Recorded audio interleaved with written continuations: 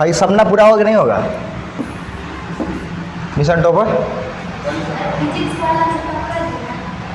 तब फिजिक्स पढ़ा, केमिस्ट्री पढ़ा, साइंस थी, बायोलॉजी पढ़ा, मैथ पढ़ा, हम सब छोटा पढ़ेंगे, हम खाली बेस पढ़ाएंगे। देखो कल कहाँ हो गया था, कौन कर रहा था?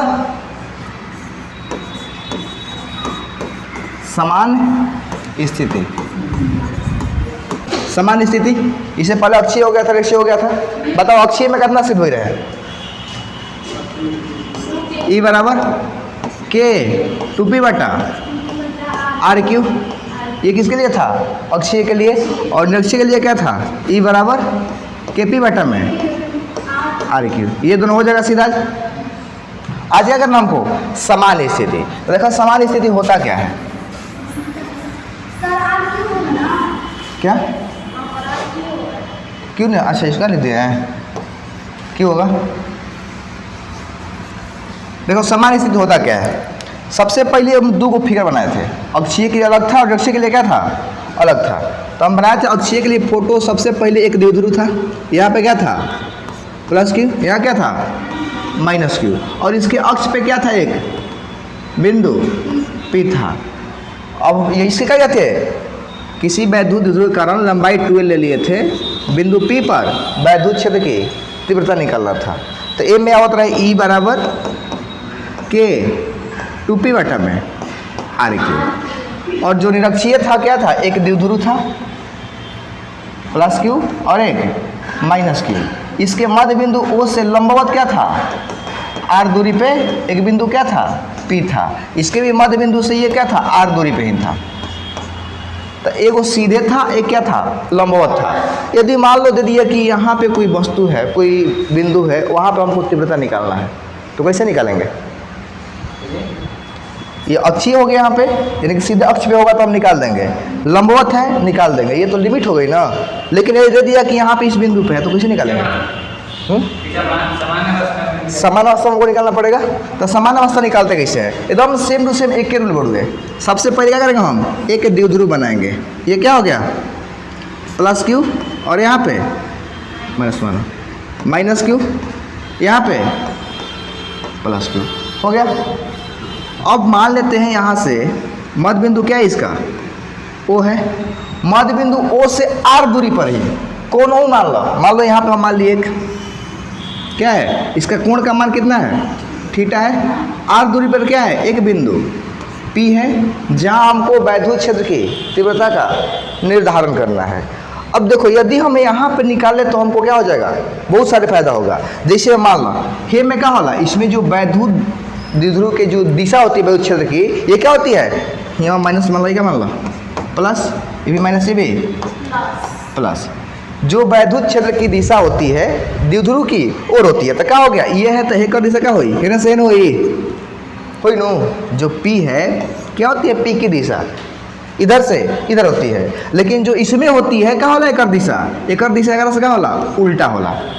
यानी निरक्षीय में अपोजिट होती है, अक्षीय में उसी दिशा में होती है।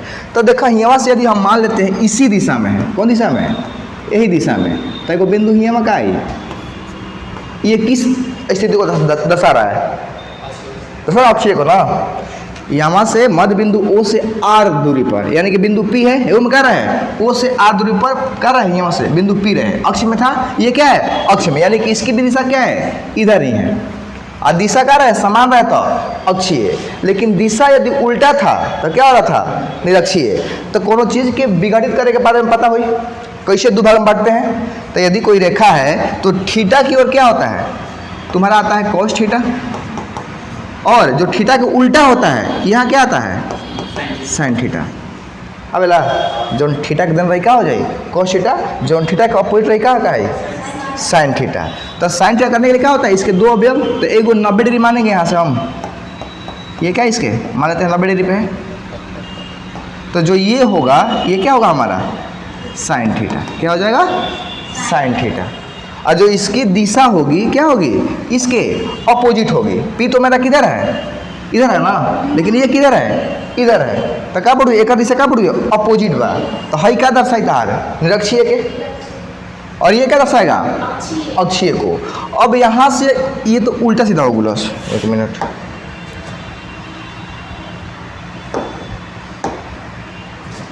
ये क्या हो गया मेरा?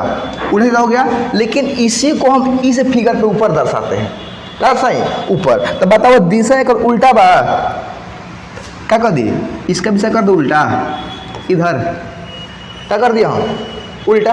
अब बताओ बीच के कोण कितना होता है? 90 होगा।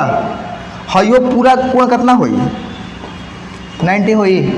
हई दोनों कोण क्या रहे? 90। ये भी दोनों कोण क्या है? 90। दोनों में कोई अंतर है नहीं। तो ये हमको दर्शाएगा निरक्षीय स्थिति को, और ये क्या दर्शाएगा? अक्षीय स्थिति को। तो यह आराम से लिखवा। माना ए बी क्या है? बिंदु ए मान लिया, क्या मान लिया? बी मान लिया। माना ए बी एक वैद्युत द्विध्रुव है जिसके बिंदु ए पर प्लस माइनस क्यू तथा बिंदु बी पर प्लस क्यू आयुष उपस्थित है, जिसके मध्य बिंदु ओ से थीटा कोण के साथ आर दूरी पर एक बिंदु क्या है? पी स्थित है, जहां हमें क्या करना है? वैद्युत क्षेत्र की तीव्रता का निर्धारण करना है। माना लिखा हुआ फिर में वहां से क्या हो जाएगा? हो जाएगा। लेकिन आगे करना है हमको, बस इसके कैलकुलेशन को देखना है। तो सबसे पहले तू जान थोड़ा लिखम, चूंकि वी नो डेट अक्षीय स्थिति में, किसमें? अक्षीय, कैसे लिख रहे हैं वो?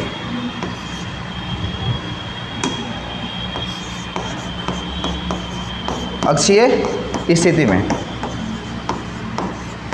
क्या होता है? E बराबर के 2p बटा में आर क्यू होता है। अब मान लो अक्षीय खातिर हम कोनो नाम दे दी, ए दे दी, ई दे दी, बी दे दी, सी कुछ दे दो, तो इसके लिए नाम ए देते हैं। क्या बोलूँ? ई ए बराबर के 2p बटा में है। हाँ, एक्सिस मतलब अक्ष होता है। तो क्या ई हम मान लेते हैं? तो ये क्या हो गया? इक्वेशन फर्स्ट मान लेते हैं। अब क्या लिखेंगे? निरक्ष के लिए। किसके लिए? निरक्ष स्थिति में। स्थिति में यहाँ क्या हो जाएगा?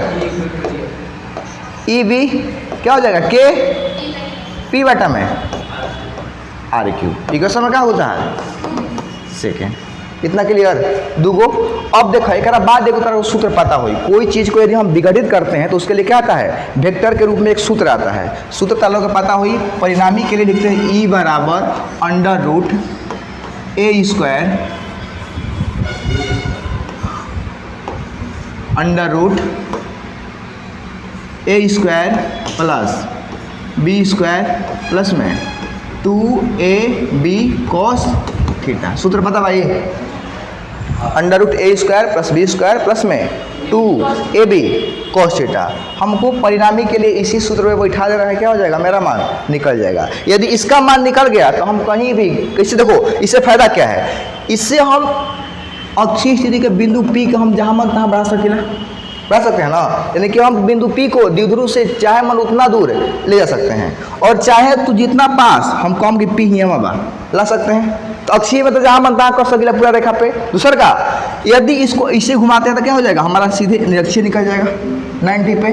कई की यहाँ पे लाना है, यानी कि पूरा 360 डिग्री अगर तो इसको हम घुमा सकते हैं। 360 डिग्री पे कोनो एंगल पे पूछी हम निकाल सकते हैं। केवल थीटा का मान को रखना होगा। दूसर का चाहे जितना दूर बोले जितना पास बोले उसको भी हम निकाल सकते हैं। तो ये अन्य स्थिति से ये फायदा है, यदि ये सिद्ध हो गया तो हम आसानी से बस मान रख के अक्षीय और निरक्षीय दोनों को सिद्ध कर सकते हैं। प्रार्थना प्रश्न। अब हमको करना क्या है? बस को सूत्र में बिठा देना है। बैठा सूत्र पे देखा।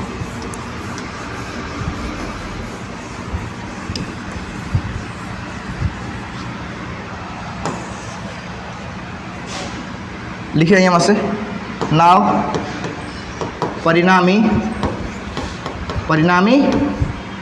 तीव्रता देखो यहाँ पे जब हम अक्षीय करते हैं, अभी क्या विघटित ना, देखा यहाँ पे क्या किए हैं? किया विघटित ना। तो हमारा अक्षीय स्थिति में क्या है? cos theta. जो दिशा क्या थी? इसी में थी। और निरक्षीय में क्या है मेरा? sin theta. तो तुम्हारा पूरा जो फॉर्मूला आता है हमारा आता है E बराबर, हमारा पूरा आता है फॉर्मूला E बराबर के 2p बटा में आर क्यू cos थीटा। और निरक्षीय के लिए आता है E बराबर के 2p बटा में आर क्यू sin थीटा। आता है, पूरा फॉर्मूला ये हमारा सही है। तो cos थीटा में अक्षीय स्थिति जब हम बनाते हैं यहाँ पे, यहाँ से लेते हैं तो ये पी होता है यहाँ पे ना, तो ये थीटा का मान कितना है, बोलो जीरो, यहाँ से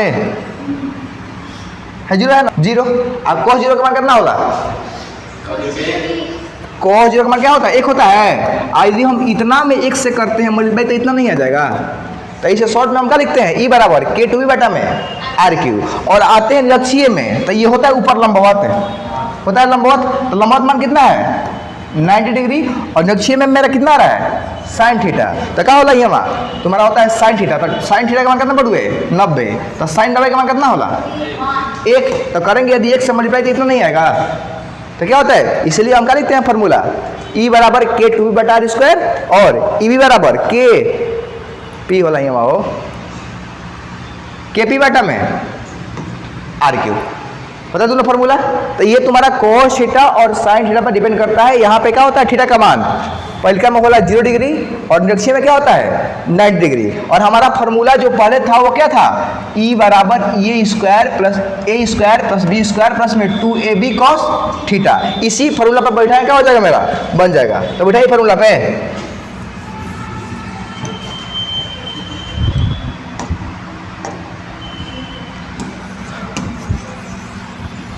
देखो या ई बराबर ए के मान बोला था, ए के मान बोला ये है ना, ए का मान ये, तो क्या हो गया ई ए का स्क्वायर प्लस में ई बी का मान कितना है, बी के मान ई बी बढ़ गए, तो ई बी स्क्वायर प्लस में 2 E A into E B cos theta. हो गया इतना। देखो इधर या ई बराबर क्या हो जाएगा अंडर रूट ई ए का मान कितना दिया है के टू पी बटा आर क्यू कॉस थीटा, तो के टू पी बटा में आर क्यू कॉस थीटा का होल स्क्वायर प्लस में ई बी का मान कितना दिया है के पी बटा में आर क्यू साइन थीटा दिया इतना। होल स्क्वायर है तो होल स्क्वायर प्लस में देखा तो cos थीटा का मान क्या होता है हमारा 0, तो 0 छोड़ दियो अभी, ये क्या हो जाएगा आगे सब तो हो जाएगा कितना 0 हो जाएगा ना। अरे cos थीटा का मान कितना हो जाएगा यहाँ पे, अरे 0 नहीं हो जाएगा 90 पे। अब हो प्लस, अब आगे का काम तो खत्म, अब बच गया कितना इतना, तो क्या हो जाएगा ई बराबर यहाँ से निकाल दे कॉमन हम के पी बटा में आर क्यू का निकाल देते हैं कॉमन, क्योंकि यदि स्क्वायर था और स्क्वायर को रूट से बाहर निकालेंगे तो क्या हो जाएगा स्क्वायर रहेगा, लेकिन यदि स्क्वायर हटा तो कहाँ सा हो तो साथ में रूट भी खत्म हो जाता है। तो के पी बटा में आर क्यू बच क्या गया इसमें under root 2 cos square theta, 2 का स्क्वायर कर सीधे तो 4 हो गया सीधे 4 कॉस स्क्वायर थीटा, प्लस में क्या हो गया केवल बच गया साइन स्क्वायर थीटा हो गई। या ई बराबर के पी बटा में आर क्यू जो कहते हैं लिखेंगे अंडर रूट में, यदि 4 कॉस स्क्वायर थीटा, इसको 2 पार्ट में तोड़ दो, ये वो क्या हो जाए 3 कॉस स्क्वायर थीटा प्लस में कॉस स्क्वायर थीटा, 3 को कॉस स्क्वायर थीटा और 1 कॉस स्क्वायर थीटा 4 को प्लस में क्या बचल बा साइन स्क्वायर थीटा। या ई बराबर के पी बटा में R Q under root 3 cos square theta, cos square theta plus sine square theta बराबर 1 होता है सूत्र ट्रिग्नोमेट्रिक में, तो क्या हो जी प्लस में 1, ये तार का सूत्र हो बैठा के बाद चेक कला कहा जाए सब आ जाएगा हैं। हाँ जॉन कंडीशन चेक करना है, जिस पे चेक करना है सब वो करते हैं हम चेक कर सकते हैं। तो देखा यदि हम मानते हैं कि इसके अक्ष के लिए निकालते हैं, किससे निकालते हैं अक्ष के लिए, तो क्या हो जाए ई बराबर के पी बटा में आर क्यू। अब अंडर रूट क्या है लिखा जाता है 3 है, इसमें क्या बच गया तुम्हारा अंडर रूट 3 कॉस स्क्वायर। अक्षीय स्थिति में थीटा का मान कितना होता है? अक्षीय स्थिति में थीटा का मान कितना होता है? 0। तो कॉस 0 प्लस में 1, तो ये क्या होगा तुम्हारा पूरा 1, यह क्या हो जाएगा ई बराबर के पी बट्टा में आर क्यू, और है क्या हो जाएगी अंडर रूट, ये तो 1 हो गया तो 3 और प्लस में 1 4 हो गया, हो गया नो। तो या ई बराबर के पी बट्टा में आर क्यू, और अंडर रूट 4 मतलब 2 इंटू में क्या हो गया तुम्हारा 2, इसलिए क्या हो ई बराबर 2 के 2p बटा में आर क्यू, किसके लिए है? अक्ष के लिए। अब निकालते हैं निरक्ष के लिए, किसके लिए? निरक्ष, निरक्ष। कितना है मेरा फॉर्मूला? ई बराबर के पी बटा में R Q under root 3 cos square theta plus में 1। अब बताओ निरक्षीय में थीटा का मान कितना होता है? पता लंबा होता ना, तो 9 बता दिए वहाँ। ई बराबर के पी बट्टा में आर क्यू अंडर रूट ये कॉस 90, तो कॉस के में कितना हो गए 0, 1 मिनट कॉस, ठीक है 3 कॉस 0 का मान कितना होला? कॉस 90 का मान 0 प्लस में 1, तो कितना हो गया ई बराबर के पी बट्टा में R Q under root 0 plus 1 कितना हो गया 1, और 1 का वर्गमूल क्या होला?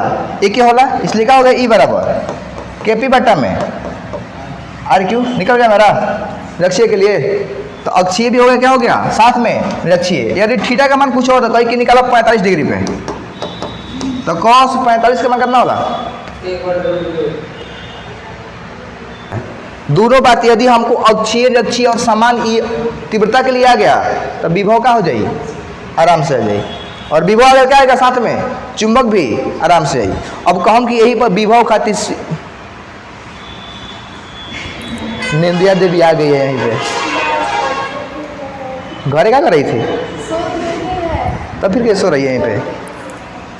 बगल से सब उसे खींचते रहो। ले देखो बोतल पीछे पानी है, पानी फेंको मुँह पे सीधे। देखा, अब यदि यही काम काम की करा विभव खाती कर देवा लोग, विभव खाती चैप्टर 2 विभव, विभव का है पता है ना? वैद्युत द्विध्रुव के कारण किसी बिंदु पर वैद्युत विभव की गणना करें, या व्यंजक प्राप्त करें, चाहे समीकरण प्राप्त करें, चाहे प्रमाणित करें, चाहे सिद्ध करें, बताइए क्या है? सब सेम है। अब उसी में देगा निरक्षीय देगा, सामान्य देगा। उसके बाद एक चुंबक में वैद्युत द्विध्रुव के कारण किसी बिंदु पर अक्षीय स्थिति में चुंबकीय क्षेत्र की तीव्रता का निर्धारण करें। वही में निरक्षीय स्थिति में क्या करें? चुंबकीय क्षेत्र का निर्धारण कर देगा। जहाँ यहाँ आता है ना 1/4 पाई एप्सिलॉन नॉट, वहाँ पे क्या आता है? मिनट बटा में ये कहता है कि मिनट बटा 4 पाई होता है ना बोला। यहाँ पे जब 1/4 पाई हो नहीं हो आता इतना पे ना नियतांक पे। जिस तरह इसमें कूलाम का नियम था आवेश खातिर, और सही क्या हुई तार चुंबकों में क्या मिली? कूलाम के नियम। यहाँ खाली क्या रहे Q1 Q2 था ना, वहाँ पे क्या मिलेगा?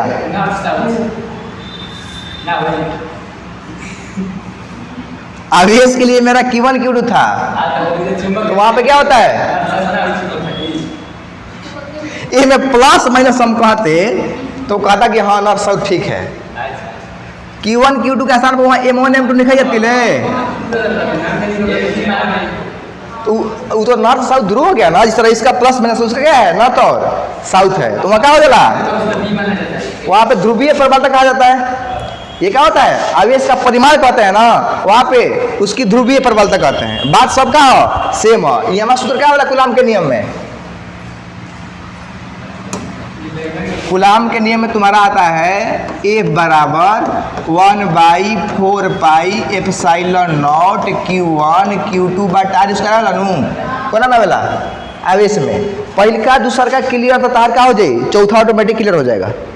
चुंबक क्या हो जाएगा, ऑटोमेटिक क्लियर सब, क्योंकि इसमें क्या पढ़ना है, वैद्युत क्षेत्र, उसमें क्या पढ़ना है, चुंबकीय क्षेत्र। वैद्युत बल रेखाएं या वैद्युत क्षेत्र, उसमें क्या पढ़ना है, चुंबकीय क्षेत्र रेखाएं। वैद्युत क्षेत्र रेखाएं के गुण, चुंबकीय क्षेत्र रेखाएं के गुण, कूलाम के नियम, कूलाम के नियम, गॉस प्रमेय, उसमें भी है गॉस प्रमेय है, इसमें भी वैद्युत क्षेत्र की तीव्रता, उसमें भी चुंबकीय क्षेत्र की तीव्रता, इसमें वैद्युतीय प्लस, उसमें भी चुंबकीय फ्लक्स, सब क्या है, सेम टू सेम। बस में तार अलग अलग मिली, एम्पियर के परिपथ के नियम मिली, बायो सेवर्ट के नियम मिली, क्या करी वो सब पढ़ना पड़ेगा। अब ओ में क्या हो जाता है, एक कि एफ ई कह देते हैं हम, क्या कह देते हैं, एफ ई, और उसमें हम एफ एम कह देते हैं, क्या कह देते हैं, एफ एम। ई मतलब इलेक्ट्रिसिटी और एम मतलब मैग्नेटिज्म, दोनों का होला एक ही होला। यहाँ आवत रहे 1/4 पाई एप्सिलॉन नॉट, वहाँ क्या आता है, म्यू नॉट बट्टा में 4 पाई। और जैसे जैसे Q1 Q2 वाला ही है, Q2 छोड़ दिए हैं, वहाँ क्या आ जाएगा, M1 M2 बट्टा में R²। बताओ क्या अंतर बा दोनों में, बहुत बड़ा अंतर है, देखने में लगता है छोटा मोटा अंतर है। ये क्या है, दोनों आवेशों का परिमाण है। वहाँ क्या है, दोनों ध्रुवों की ध्रुवीय प्रबलता होती है। यदि हम कहेंगे चुंबक के लिए अथी कूलाम का नियम बोला, कोई बोल सकेला, चुंबक के लिए कूलाम का नियम, ई कूलाम का नियम याद बा, हाँ स्थिर बिंदु आवेशों के बीच लगने वाला आकर्षण तथा प्रतिकर्षण बल क्या होता है, दोनों आवेशों के परिमाण के गुणनफल के समानुपाती, उनके बीच की दूरी के वर्ग के व्युत्क्रमानुपाती। और सही कहा ही, चुंबक में दो ध्रुवों के बीच लगने वाला आकर्षण तथा प्रतिकर्षण बल दोनों ध्रुवों की ध्रुवीय प्रबलता के गुणनफल के समानुपाती तथा उनके बीच के दूरी के वर्ग के, यहाँ क्या था, दोनों आवेशों का कोशिश करते हैं कि चैप्टर 1 और 4 साथ में खत्म कर दें। दोनों आवेशों का परिमाण था ना, ये रहे कूलाम के नियम में था ना, उसमें क्या ही, दोनों ध्रुव की, ये में तो आवेश रहे, उसमें क्या वाला ध्रुव आता है, एगो नॉर्थ पोल एगो साउथ पोल, तो वहाँ आता है दोनों ध्रुवों की